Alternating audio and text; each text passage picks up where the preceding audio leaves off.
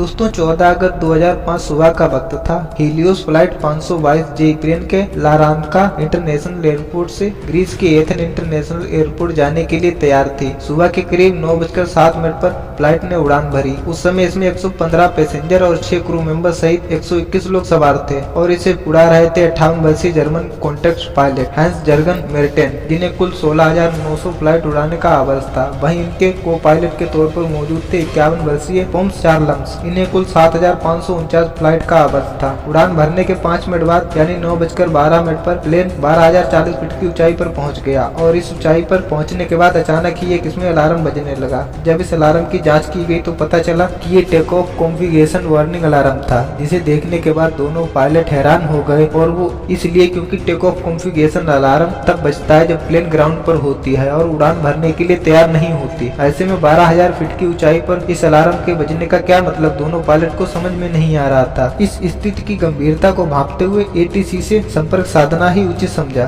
फिर उन्होंने तुरंत ही एटीसी से संपर्क करके उन्हें बताया कि उनके विमान का take off configuration warning alarm बज रहा है। पायलट एटीसी को यह सब बता ही रहे थे कि इतनी ही देर में उस प्लेन के कॉकपिट के सभी अलार्म बजने लगे और इन अलार्म की आवाज के कारण पायलट की आवाज एटीसी तक पहुंचना भी बंद हो गई। साथ ही प्लेन का मास्टर पोजीशन अलार्म भी बजने लगा था। इसका मतलब था कि प्लेन के कई सारे सिस्टम एक साथ ओवरहीट हो चुके हैं। दोनों पायलट की दिक्कतें अब बढ़ने लगी थी। उन्हें कुछ समझ में नहीं आ रहा था कि अचानक ये सब हो क्या रहा है। इधर ये सब होने के बाद प्लेन में अफरा तफरी का माहौल बन गया। सभी पैसेंजर को सांस लेने में दिक्कत हो रही थी, इसलिए इनके ऑक्सीजन मास्क नीचे आ गए। इस समय प्लेन 18,000 फीट की ऊंचाई पर था और फिर उनका एटीसी से कनेक्शन टूट गया और प्लेन अब लगातार ऊपर की ओर बढ़ता जा रहा था। फिर कुछ अनहोनी आशंका के चलते ग्रीस के अधिकारियों ने तुरंत ही अपने 2 सबसे बढ़िया F-16 फाइटर को इस विमान को ढूंढने के लिए भेजा और फिर कुछ ही देर में इन फाइटर जेट्स ने हीलियो फ्लाइट 522 को ढूंढ लिया, जिसमें एक फाइटर उड़ते उड़ते इस विमान के बहुत करीब आ गया। तो इस फाइटर ने देखा कि प्लेन के को पायलट सीट पर कोई बैठा है और मेन पायलट अपनी सीट पर बेहोशी की हालत में है। थोड़ी देर के बाद उन फाइटरों ने देखा कि एक शख्स प्लेन की केबिन से होकर